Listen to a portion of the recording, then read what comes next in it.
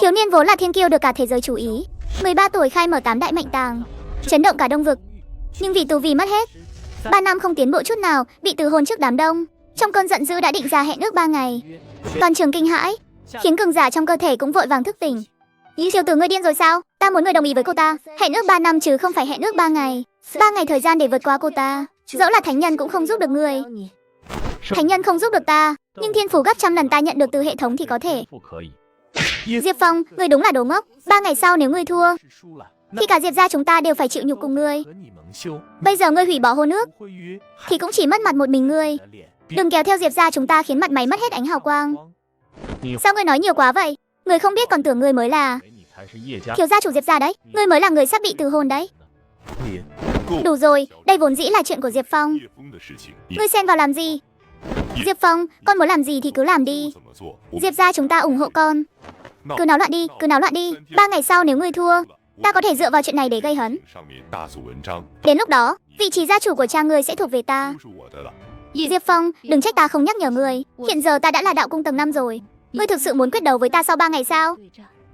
3 ngày sau tại quảng trường Diệp gia, ngươi và ta quyết đấu một trận là được.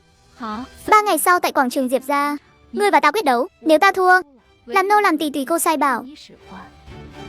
Tin tức về hẹn ước 3 ngày nhanh chóng lan truyền khắp Huyền Không Thành. Ha ha ha ha ha ha. Vị thiếu chủ Diệp gia này không phải đang làm chuyện nực cười sao? Trong chuyện dù sao cũng là 30 năm Hà Đông, 30 năm Hà Tây.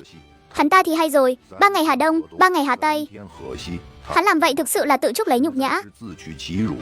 Lão già Diệp Hải kia, hy vọng nhận được sự ủng hộ của Lý gia chúng ta, giúp lão ngồi lên vị trí gia chủ Diệp gia. Cái giá phải trả là việc kinh doanh dược liệu ở hai trấn Thanh Hà, Bạch Mộc. Giang gia bọn họ sau này sẽ không nhúng tay vào nữa. Với hành vi tự chặt đường sống này của Giang gia, chúng ta không có lý do gì để không ủng hộ. Lạc Y, trận chiến 3 ngày sau con có mấy phần nắm chắc. Diệp Phong kia đã suy sụp suốt 3 năm, mà còn dám gửi chiến thư cho con. Ta cứ cảm thấy có gì đó không ổn. Trưởng lão, ngài đáng nghi quá rồi. Diệp Phong chẳng qua chỉ ở nhục thân cảnh thôi. Cho dù thiên phú của hắn hồi phục và đột phá chút ít, đã đến cửu mệnh tàng thì đã sao chứ? Tiểu tử ngươi quá bốc đồng rồi. Trong 3 ngày thời gian, không ai có thể giúp ngươi đánh bại Vân Lạc Y đâu. Cô ta tuy từ chất và tu vi cũng chẳng ra sao, nhưng ngươi còn là rác rưởi trong đám rác rưởi nữa. Hừ, bây giờ tu vi của ta thế này không phải là nhờ ngươi ban cho sao? Chuyện đó ngươi đừng quan tâm. Bây giờ ta có một cách có thể giúp ngươi. Ngươi có muốn hay không? Ngươi còn có cách giúp ta sao? Hắn cảm thấy hơi bất ngờ. Tình hình của chính mình, nếu không có hệ thống, chính hắn cũng không biết phải làm sao. Trận quyết đấu sau 3 ngày đó, ta có thể dùng đấu kỹ thiên giai quỷ thượng thân, giúp ngươi giành chiến thắng trong trận đó. Cái giá phải trả là sau này 2-3 năm ta lại phải hấp thụ linh lực của ngươi tiếp. Nên ý của ngươi là ta để ngươi giúp ta đánh một trận. Cái giá là trong 3 năm tiếp theo, ta lại dậm chân tại chỗ không tiến bộ được chút nào. Đây là cách duy nhất hiện giờ giúp ngươi sau 3 ngày không bị mất mặt và không làm Diệp gia các người mất mặt. Dẹp đi, ta vẫn nên tự mình tu luyện thì hơn. Sau khi ta giải quyết xong chuyện này trong 3 ngày tới, sẽ quay lại tính sổ với người vụ hấp thụ linh lực của ta suốt 3 năm qua. Hừ. Thằng danh con, 3 ngày thôi, ta không tin ngươi có thể đuổi kịp nữ tử kia đâu. Chờ sau khi hắn thua, nếu đạo tâm chưa tàn vỡ, ta sẽ giúp hắn một tay vậy. Ngoài ra, với những từ khóa Diệp Phong rút được từ hệ thống, dưới sự gia trì thiên phú gấp trăm lần của MVP, tu vi đang tăng trưởng điên cuồng. Vân Lạc Y đúng là hạng tầm nhìn hạn hẹp. Đợi đến khi Diệp Phong ca ca khôi phục thiên phú, một lần nữa bay cao vút lên trời, hy vọng cô ta đừng hối hận. Điện hạ, có cần lão hủ ra tay không? Chỉ là một Lạc Vân Tông mà thôi, trực tiếp loại bỏ là xong. Ta đã nói là đừng xen vào bất kỳ chuyện gì của Diệp Phong ca ca rồi mà. Là lão hủ mạo muội. Lão hủ hiểu người không chịu trở về là vì không yên tâm về Diệp Phong thiếu gia và Diệp Sơn gia chủ. Nhưng thánh chủ đã thúc giục lão hủ mấy lần rồi. Nếu còn không về, thánh chủ sẽ đích thân đến đây đấy. Nên lão hủ nhất thời nóng lòng, mới nghĩ đến chuyện ra tay giải quyết hậu họa. Ông hãy bảo phụ thân đợi thêm chút nữa. Diệp Phong ca ca bây giờ thế này khiến lòng ta không yên. Đợi đến khi Diệp Phong ca ca khôi phục thiên phú, ta sẽ trở về.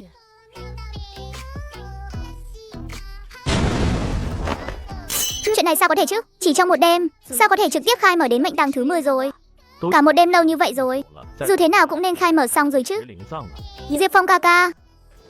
Tiểu tử, muội muội tốt của ngươi đến rồi kìa. Muội muội tốt này của ngươi không đơn giản đâu. Bên cạnh cô ta có một lão già cũng coi như có chút thực lực.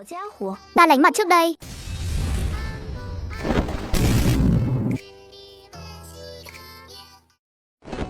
Thiếu niên vốn là thiên kiêu được cả thế giới chú ý.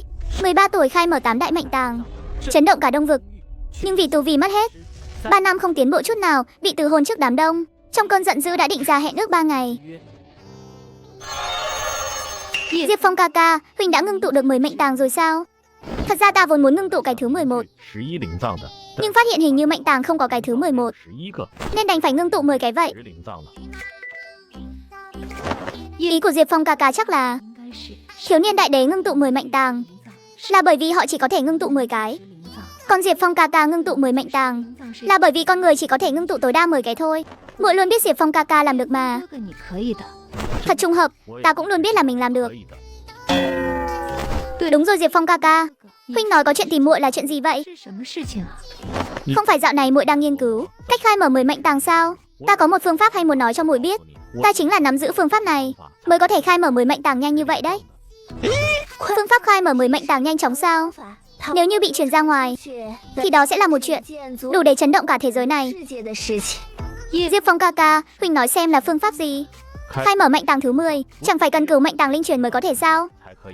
Cho nên phải khai mở mệnh tàng thứ 10 trước, rồi mới dùng mệnh tàng thứ 10 đó để khai mở 9 mệnh tàng phía trước. Chẳng phải sẽ nhanh chóng khai mở được 10 mệnh tàng sao? Diệp Phong ca ca, phương pháp của huynh rất hay, lần sau đừng nói nữa nhé. Phong Nhi, có chuyện gì xảy ra vậy? Vừa rồi có dao động rất đặc biệt nội hàm. Rất nhiều người trong gia tộc đều nhận ra rồi. Không có gì đâu cha, con vừa mới thảo luận với Tuyết Nhi cách khai mở mệnh tàng thứ 10 thôi. Diệp thúc thúc, con vừa mới thử ngưng tụ 10 mệnh tàng nhưng đã thất bại, đã làm phiền mọi người rồi, thực sự xin lỗi. Tuyết Nhi, chuyện 10 mệnh tàng không thể quá nóng vội được. Thiếu niên đại đế còn cần tích lũy 3-5 năm nữa kia mà. Con mới có hơn 1 năm, đừng vội, Tuyết Nhi biết rồi ạ. Thấy không phải có người trong tộc đột phá 10 mệnh tàng. Mọi người hàn huyên vài câu rồi cũng giải tán. Phong Nhi, đây là đan dược nhị phẩm tụ toàn đan. Sau khi uống có thể đẩy nhanh việc tu hành. Con cầm lấy mà chăm chỉ tu luyện. Hôm qua sau khi Vân Lạc Y rời đi, phụ thân cũng không thấy tăm hơi đâu. Chắc là đi tìm tụ toàn đan này rồi. Nhị phẩm tụ toàn đan, trong bình ngọc này có 2 viên, chính là giá hàng vạn linh thạch đấy. Cảm ơn lão cha nhé. Yên tâm, con trai ngài sẽ không làm ngài thất vọng đâu. Đã định sẵn khoảng cách và hẹn ước 3 ngày với Vân Lạc Y. Vẫn còn 2 ngày thời gian nữa, nhưng Diệp Phong cũng không thèm diễn nữa rồi. 2 ngày đột phá đến đạo cung ngũ trọng thiên, xem vài bộ đế binh luyện đan, trong nháy mắt học được cách sáng tạo đan dược đỉnh cấp nhị phẩm. Đến chân bảo lâu bán được 200 vạn linh thạch. Trên đường về gia tộc, tiện thể từ hệ thống rút cho mình từ khóa sử thi mới. Một đấm không xong đời coi như nghịch cảnh. Diệp Phong, đan phương đó của ngươi từ đâu mà có? Ngài nói cái vừa đưa cho chân bảo lâu đó sao? Con vừa mới chế ra thôi. Ngươi chế ra khi nào? Thì vừa mới đây thôi ạ. Con chỉ dùng linh dược con biết rồi tùy ý kết hợp lại, sáng tạo ra một đan phương mới thôi mà. Chuyện này không khoa học chút nào. Ngươi còn chưa học qua dược lý, sao có thể sáng tạo đan phương? Dược lý cái thứ này còn phải chuyên môn đi học sao? Không phải dược liệu đặt trước mặt là có thể cảm nhận được hiệu quả của nó sao? Ngài nhìn này.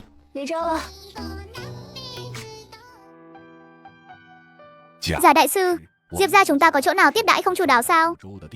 Tại sao ngài nhất định phải rời đi chứ? Tại sao? Các người còn dám hỏi sao? Thiếu gia chủ các người đã đắc tội với danh gia, đắc tội với Lạc Vân Tông. Còn hỏi ta tại sao à? Giả trang ta mới không thể mở lại làm trò cười cho các người đâu. Chúng ta cứ thế mà chia tay đi. Giả sư, nếu ngài đi rồi, không có đan dược của ngài, Diệp gia chúng ta làm sao có thể đứng vững ở Huyền Không Thành này? Ngài nhất định phải tuyệt tình như vậy sao? Diễn hay lắm.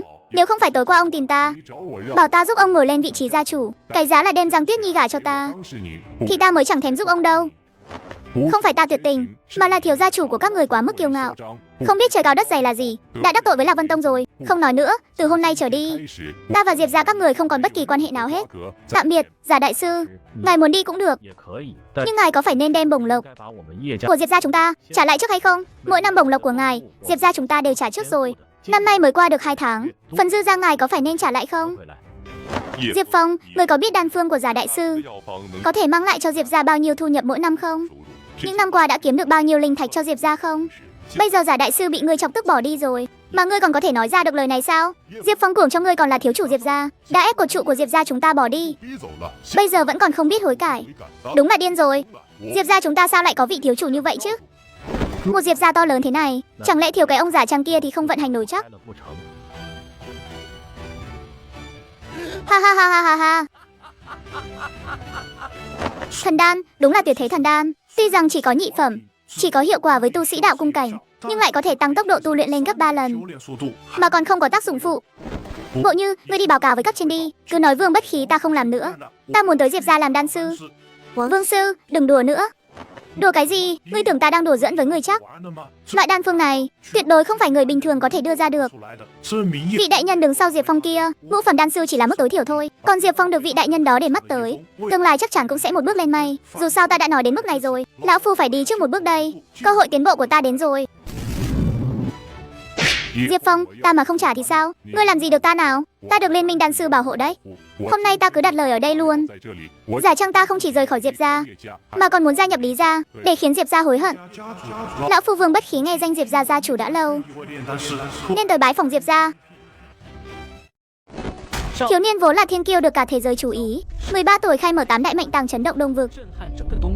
Nhưng vì tu vi mất hết, 3 năm không tiến bộ chút nào, bị từ hôn trước đám đông. Trong cơn giận dữ đã định ra hẹn ước 3 ngày. Lão phu Vương Bất Khí ngưỡng mộ phong thái gia chủ Diệp gia đã lâu, từ lâu đã muốn kết giao. Không biết tại hạ có vinh hạnh này được gia nhập Diệp gia hay không? Vừa mới còn đang nghĩ cách thu dọn đống hỗn độn, Diệp Sơn ngây người, bên cạnh đại tộc lão sắc mặt xa sầm. Lão đã đưa cho Giả Trang 1 vạn linh thạch làm tiền đặt cọc, chính là để ép Diệp Sơn phải từ chức. Nhưng bây giờ sự xuất hiện của Vương Bất Khí đã làm đảo lộn mọi sự sắp xếp của lão. Vương đại sư muốn gia nhập Diệp gia là một niềm vinh hạnh lớn cho Diệp gia. Chúng ta cũng vô cùng hoan nghênh. Chỉ có điều thứ Diệp gia có thể đưa cho Vương đại sư, vì thù lao mà một đan sư tam phẩm cần, không phải là một Diệp gia nhỏ bé có thể trả nổi. Thù lao để mời ta, Diệp Phong thiếu gia đã trả rồi. Vương Bất Khí ta gia nhập Diệp gia, không cần bất kỳ bổng lộc nào cả.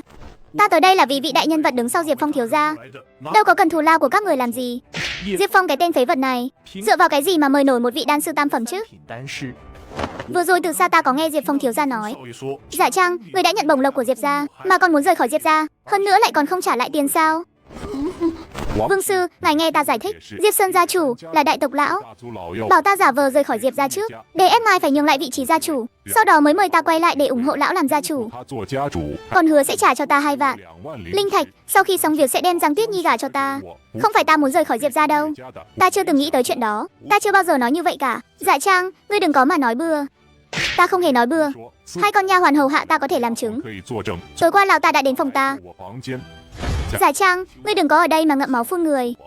Được rồi Giả đại sư, ta vẫn là câu nói đó thôi, đem bổng lộc năm nay trả lại trước đi đã. Nhanh cái chân lên chút. Dưới áp lực của Vương Bất Khí, Giả Trang không còn cách nào khác đành phải đem linh thạch ra, rồi xám xịt bỏ đi. Lão cha, ngài là gia chủ, đến lượt ngài xử lý việc nhà rồi đấy. Mọi người hãy đến từ đường đi, mở đại hội tộc lão.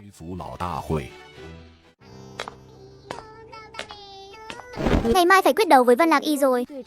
Diệp Phong ca ca có mấy phần nắm chắc? 5 phần đi, ta chỉ có 5 phần nắm chắc thôi. Không xử lý cô ta được, nếu lỡ tay thì ta cũng khó giải quyết lắm. Không phải chứ, 5 phần huynh nói là 5 phần này sao? Ta cũng phải chăm chỉ tu luyện thôi, nếu không sẽ không đuổi kịp Diệp Phong ca ca mất. Đuổi kịp ta sao? Tuyết Nhi à? Không phải, Diệp Phong ca ca bảo muội là con người phải thực tế chút, đừng mơ những giấc mơ không thể thực hiện được nữa. Diệp Phong nói xong liền biến mất rời đi, chỉ để lại Giang Tuyết Nhi đứng ngay người tại chỗ. Cái gì mà đừng mơ những giấc mơ không thể thực hiện được chứ? Đồ Gia Gia, điện hạ có gì sai bảo? Đồ Gia Gia vẫn chưa đem chuyện Diệp Phong ca ca ngưng tụ 10 mệnh tàng kể cho phụ thân chứ? Nếu không có sự cho phép của điện hạ, lão phu không dám. Không có là tốt rồi. Đồ Gia Gia, ông tiện thể đi xử lý Giả Trang luôn đi. Rõ. Diệp Phong sau khi về phòng liền mở hệ thống rút thưởng, nhận được một từ khóa mới, xương cốt tăng sinh. Sau khi trang bị phẩm chất dị tinh, mỗi năm sẽ tăng sinh một khúc xương thay thế xương cũ.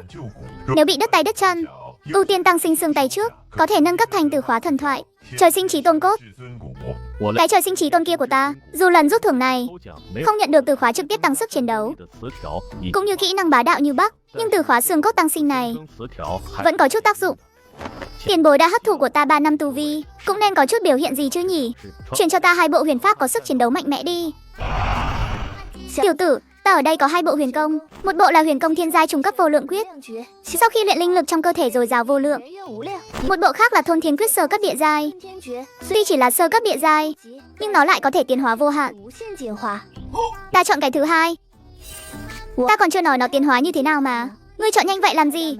Tuy thôn thiên quyết có thể tiến hóa vô hạn, nhưng lại cần thôn phệ đạo linh. Đây chính là đạo linh, được thai nghén từ thiên địa đạo tắc. Trong mỗi một đạo linh đều ẩn chứa trí tuệ của trời đất, sở hữu sức mạnh hủy diệt khó mà tưởng tượng nổi. Chúng đều có trí tuệ của riêng mình. Trước khi bị thu phục, mỗi cái đều có thể coi là thực thể có thể hủy thiên diệt địa. Hơn nữa người tu luyện thôn thiên quyết, số lượng đạo linh cần luyện hóa còn lâu mới chỉ dừng lại ở một cái. Ngươi chắc chắn muốn tu luyện thôn thiên quyết này chứ? Tiền bối, vậy nếu nói đạo linh đều có trí tuệ riêng, rồi nhận định ra người này sở hữu tiềm năng cực kỳ mạnh mẽ, nên nguyện ý nhận hắn làm chủ, liệu có khả năng này không? Về lý thuyết thì có khả năng đó, nhưng sự kiêu ngạo của đạo linh sẽ không cho phép chúng chủ động nhận chủ đâu. Đừng nói là thiên tài có tư chất đại đế, ngay cả đại đế thực sự cũng không thể nào làm được. Vẻ mặt Diệp Phong lộ ra sắc thái kỳ quái, bởi vì ngay khi Lâm Nguyệt Đan Tôn đem Thương Minh Long Linh ra, Diệp Phong liền nghe thấy một giọng nói non nớt. Anh ơi, anh đừng nghe mụ đàn bà này bốc phét. Bà ta biết cái quái gì chứ? Anh ơi, anh bảo bà ta thả em ra trong vòng một hơi thở. Nếu em mà không nhận anh làm chủ thì cứ coi như tốc độ tay của em chậm đi. Hơn nữa em còn biết chỗ nào có nhiều đạo linh hơn nữa đấy. Em sẽ dẫn đường cho anh. Tiền bối, nếu ngài nói như vậy thì con không thể đồng tình với quan điểm của ngài rồi. Thiếu niên vốn là thiên kiêu được cả thế giới chú ý, 13 tuổi khai mở 8 đại mệnh tàng, chấn động cả Đông vực. Nhưng vì tu vi mất hết, 3 năm không tiến bộ chút nào, bị từ hôn trước đám đông. Trong cơn giận dữ đã định ra hẹn ước 3 ngày. Tiền bối, nếu ngài nói như vậy thì con không thể đồng tình với quan điểm của ngài rồi. Chẳng lẽ ngươi còn có cách nào tốt hơn sao? Không, tí của con là ngài đâu phải đạo linh. Sao ngài biết đạo linh sẽ không vì một người có thiên phú tốt mà chủ động nhận thua chứ? Không thể nào, tiểu tử ngươi đừng có mà chém gió. Ngay cả người họ Bạch được gọi là thiên cổ đệ nhất đế kia, nhân vật được công nhận là vô địch trong số các đại đế, cũng không thể làm được chuyện đó đâu. Tiền bối, nếu ngài không tin thì tạm thời buông lỏng sự khống chế đối với Thương Minh Long Linh này xem. Chẳng lẽ trong những năm ta ngủ say, thiên tài bên ngoài đều thích khoe khoang như vậy sao? Tiền bối, sao ngài còn chưa thả? Chẳng lẽ là không dám sao? Cái miệng này, nhìn chút đi nào, cứ nghĩ đến chuyện sắp xảy ra là lại muốn cười. Thả thì thả, ta không tin là ngươi có thể khiến nó nhận chủ được. Ngay khoảnh khắc Lâm Nguyệt Đan Tôn buông lỏng sự khống chế đối với Thương Minh Long Linh, Thương Minh Long Linh liền hóa thành một luồng sét tím, nhập vào trong cơ thể Diệp Phong, trực tiếp nhận chủ. Ha. Anh ơi, em tự do rồi. Chào tạm biệt bà cô già nhé. Chuyện này sao có thể chứ? Không đúng, đó là của ta, đạo linh của ta. Thằng danh con, trả lại cho ta. Cái quái gì thế? Sao không chịu hồi lại được ta? Cái thứ dù đối với đại đế vẫn có trợ lực cực kỳ lớn như đạo linh đó, bây giờ cứ thế mà để Diệp Phong lừa đi mất rồi. Tiền bối, ngại quá đi. Con đã nói rồi mà, thật sự có thể trực tiếp nhận chủ đấy. Ngài xem này. Tiền bối đừng đau lòng nữa, con đã lấy đạo linh của ngài. Sau này con sẽ giúp ngài hồi sinh, được không? Lâm Nguyệt Đan Tôn nhìn Diệp Phong, sắc mặt phức tạp. Hồi lâu sau, bà khẽ thở dài một tiếng uất. Không ngờ đạo linh thật sự có thể chủ động nhận chủ. Thật ra con cũng không ngờ tới đâu. Quan trọng là chính nó nói với con như vậy. Nó mà không nói với con cũng sẽ không để tiền bối buông lỏng khống chế nó đâu. Không phải, đạo linh nói với ngươi sao? Đúng vậy ạ. Bình thường nó không nói chuyện với ngài sao? Ta không biết là nó còn biết nói chuyện đấy. Ngươi đã chọn thôn thiên quyết rồi thì cứ cầm lấy mà tu luyện đi. Nhưng có một điểm ta vẫn phải nhắc nhở ngươi.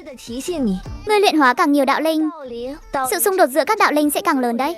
Ta cũng từng muốn thu phục 2 đạo linh, nhưng đã thất bại rồi. Tiền bối yên tâm, ta sẽ chú ý. Diệp Phong nhận lấy thôn thiên quyết, sau khi mở ra xem qua một lượt, liền trả lại cho Lâm Nguyệt Đan Tôn. Sao thế, lại không muốn tu luyện thôn thiên quyết này nữa à? Không có, ta luyện xong rồi. Ta ở đây nhìn người suốt. Sao ta không biết người đã luyện thành rồi chứ? Thứ đã xem qua một lần sao có thể không biết được. Cũng đâu phải thứ gì khó khăn lắm. Một đêm trôi qua, Lâm Nguyệt Đan Tôn nhìn Diệp Phong tu luyện thôn thiên quyết và Thương Minh Long Linh mà không có chút khó khăn nào. Hơn nữa còn tu luyện 2 bộ chiến kỹ cấp thần. Đột nhiên cảm thấy tấm thân tàn này thật lạnh lẽo. Tiểu thương nói với ngươi, Cực Tử Địa và Tử Tiêu Thiên, đạo linh bên trong đó thì đừng nghĩ tới vội. 2 nơi đó không phải nơi ngươi có thể đi trong thời gian ngắn. Một nơi nằm trong bí cảnh, vẫn cần một thời gian nữa mới có thể mở ra. Một nơi thì khét tiếng xa gần. Đợi hôm nay người giải quyết xong ân oán với Vân Lạc Ý, ta sẽ đưa người đến Thiên Linh tộc, lấy đạo linh mà ta từng chuẩn bị cho đồ đệ của mình. Phía bên kia, tại võ trường Diệp gia lúc này, người của mấy đại thế lực trong thành đã vây kín. Lâu chủ, ta thấy Diệp gia này cũng chẳng ra sao. Hôm qua ta cũng đã nghe ngóng rồi, sư phụ chỉ vì một phế vật đã mất hết tu vi mà đơn phương rời khỏi Chân Bảo lâu. Lưu sư, hãy cẩn thận lời nói và hành động. Mỗi lời nói hành động của ngươi đều đại diện cho hình ảnh Chân Bảo lâu chúng ta. Ta sẽ cố gắng khuyên sư phụ quay về. Nơi nhỏ bé như thế này, sao có thể thật sự có nhân vật như sư phụ nói chứ? 8 phần là sư phụ bị người ta lừa rồi. Diệp gia chủ, hôm nay đột ngột đến thăm, mong hãy thứ lỗi. Đây là số tiền mua của Diệp Phong thiếu gia, 3 triệu linh thạch cho đàn phương đó, cùng với một ít quà mọn, còn có tấm thẻ tử kim này nữa. Sau này mua đồ ở bất kỳ chi nhánh nào của Chân Bảo lâu, ngoại trừ đồ đấu giá, đều được hưởng ưu đãi giảm giá 20%. Cái gì? 3 triệu linh thạch? Diệp Phong phế vật này mà cũng có năng lực này sao? Chẳng lẽ Diệp Phong thấy tu luyện vô vọng nên chuyển sang luyện đan rồi? Chuyện này cũng có khả năng. Không ngờ Diệp Phong lại là một thiên tài đan đạo. Thiếu tông chủ, Diệp Phong này tuy tu vi đã phế nhưng lại trở thành luyện đan sư. Ở độ tuổi này mà có thể lấy ra đan phương giá trị 3 triệu linh thạch, thật không đơn giản. Ta hiểu, nhưng đan đạo dù sao cũng chỉ là phụ trợ. Nếu Diệp Phong thật sự ở trên phương diện luyện đan có chút thiên tư, sau khi ta đánh bại hắn, hạ mình chiêu mộ hắn một chút cũng không tệ. Vân Lạc Y, ước hẹn 3 ngày, ta đã đến đúng hẹn. Lên đài chiến một trận với ta. Thiếu niên vốn là thiên kiêu khiến cả thế gian chú mục. 13 tuổi đã mở ra 8 đại mệnh tàng, chấn động khắp Đông Ngục. Nhưng vì tu vi mất hết, suốt 3 năm không tiến bộ chút nào, bị từ hôn trước đám đông. Trong lúc tức giận đã lập ra ước hẹn 3 ngày. Vân Lạc Y, ước hẹn 3 ngày. Ta đã đến đúng hẹn. Lên đài chiến một trận với ta. Diệp Phong, không ngờ tu vi của ngươi lại không hề biến mất, che giấu nhệ khí suốt 3 năm. Nhưng thì đã sao chứ? Ta là đạo cung tầng 6. Ngươi có nhiều hơn nữa thì cũng chỉ là... Hơi thở này đã đột phá thần nguyên cảnh rồi. Ngay khoảnh khắc Diệp Phong tỏ ra hơi thở thần nguyên cảnh của mình, cả trường đấu kinh ngạc. Ha ha ha ha ha. Khá lắm thằng danh, đến cả cha ngươi mà cũng dám lừa. Trời à, Diệp Phong này lại là thần nguyên cảnh. Thế này chẳng phải sẽ quay Vân Lạc Y như quay dế sao? Thế nào, thần nguyên cảnh 16 tuổi, giờ còn thấy việc lão phu rời khỏi chân bảo lâu là hành động bốc đồng nhất thời không? Thầy đúng là thầy, nhìn xa trông rộng hơn ta nhiều. Diệp Phong này một khi trưởng thành, ít nhất cũng đạt tới thánh nhân. Xem ra ta cũng phải tìm cơ hội rời khỏi chân bảo lâu thôi, theo sát bước chân của thầy. Xin lỗi nhé, muốn cùng cảnh giới chiến một trận với ta sợ là hơi khó đấy. Trừ khi bây giờ ngươi có thể lập tức đột phá liền 4 cảnh giới mới được. Chuyện này không thể nào. Sắc mặt Vân Lạc Y thay đổi thất thường, không dám đối mặt với mọi thứ trước mắt. Lý do cô ta muốn hủy bỏ hôn ước với Diệp Phong chính là vì thấy Diệp Phong không xứng với mình. Mà hiện giờ tu vi của Diệp Phong với thiên phú mạnh mẽ khiến cô ta thấy hổ thẹn. Thiên tài ở độ tuổi này ở khắp Nam vực đều là hạng nhất hạng nhì, không thể loại bỏ thì phải chiêu mộ, tuyệt đối không được đắc tội đến cùng. Chậm đã, trong chuyện này chắc hẳn là có hiểu lầm gì đó. Thật ra việc thiếu tông chủ từ hôn chưa hề thưa chuyện rõ ràng với bậc bề trên, chỉ là tông chủ gật đầu đồng ý thôi. Giờ nghĩ lại, lão phu thấy chuyện từ hôn vẫn còn quá đường đột. Ý của Vương trưởng lão là những hành động trước đây đều là do Vân Lạc Y nhất thời hồ đồ, do tuổi trẻ bồng bột mà ra. Còn Vương trưởng lão ngài cũng chưa cân nhắc kỹ điểm này. Đúng vậy, lão phu 3 ngày nay trăn trở mãi đến mức mất ngủ, luôn cảm thấy chuyện này không ổn. Vương trưởng lão, giờ ngài nói đường đột, thế trước đó ngài làm cái gì? Diệp Phong, ta đã nói rồi, đây chỉ là hiểu lầm thôi. Thiếu tông chủ nhất thời bốc đồng cũng đã nói rõ rồi. Tại sao ngươi còn ra tay hành động cảm tính như vậy? Ngại quá, ta cũng rất trẻ, ta cũng rất bốc đồng. Tại sao rõ ràng tu vi của ngươi không hề mất đi, mà ngươi còn phải giả vờ như một phế vật, lại không nói cho ta biết, chỉ vì muốn thấy dáng vẻ thảm hại của ta hôm nay sao?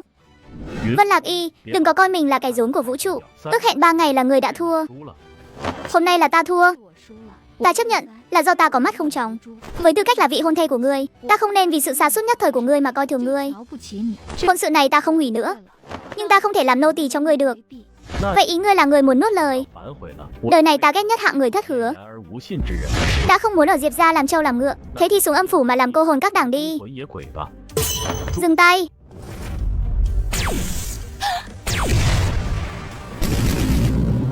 Hôm nay nhất định phải bắt lấy Diệp Phong, dù không thể loại bỏ thì cũng phải trấn áp hắn mang về tông môn.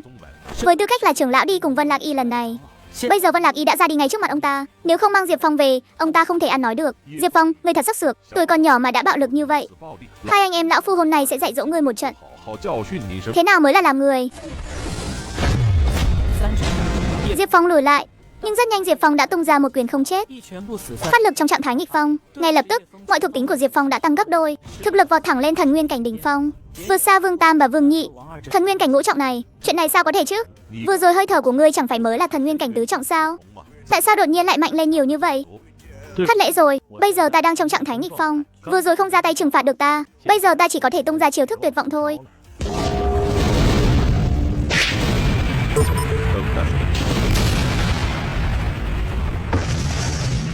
Diệp Phong một chiêu hạ sát Vương Tam và Vương Nhị, sau đó liền chuyển ánh mắt sang phía mấy đại thế lực của Huyền Không Thành. Trong nháy mắt, cả người bọn họ chấn động, tu vi của bọn họ đều nằm trong khoảng thần nguyên cảnh nhị trọng đến ngũ trọng, hoàn toàn không phải là đối thủ của Diệp Phong. Tăng rồi, những năm qua, Ma sát giữa Lý gia và Diệp gia chúng ta cũng không hề nhỏ. Phải mau chóng chuồn thôi. Diệp Phong, nhà ta còn có việc, xin phép đi trước. Lý gia chủ, ta đâu có nói là ông có thể đi. Đã âm thầm dọn dẹp xong rồi. Các vị, tiếp theo hãy nghe ta nói một lời. Lão Vương, mấy chuyện này không quan trọng nữa rồi. Sau đó Diệp Phong dẫn người đi xóa sổ Lý gia, rồi quay về Diệp gia tiếp tục tu luyện. Bảo Khí Phường và 3 đại đội săn bắn gia nhập Diệp gia. Ngày thứ hai, Diệp Phong thành công ngưng tụ đạo cung tầng thứ 10, thu thần nguyên. Sau đó đổ ra hộ tống Tuyết Nhi đi. Thay mặt lão tổ Thiên Nguyên Thánh Địa nhận Diệp Phong làm đệ tử kỳ danh, chia tay với Giang Tuyết Nhi. Tuyết Nhi, tạm thời huynh có lẽ không đến Thiên Nguyên Thánh Địa được. Diệp Phong ca ca, tại sao chứ? Trước khi rời đi, huynh sẽ thu xếp ổn thỏa mọi việc ở đây. Diệp Phong ca ca, vẫn còn chuyện gì khác sao? Đúng là có chút việc khác. Huynh phải đi làm một số việc trước. Tuyết Nhi, muội yên tâm, đến lúc đó huynh sẽ đến tìm muội. Vậy được ạ, nhưng Diệp Phong ca ca, đừng có quên đến Thiên Nguyên Thánh Địa tìm muội đấy. Đây là lệnh bài, sau này đến Thiên Nguyên Thánh Địa có thể trực tiếp vào trong. Một người là tình yêu nồng cháy. Diệp Phong, nếu muội ta u sầu vì ngươi cả đời, bằng không Diệp gia sẽ gà chó không yên.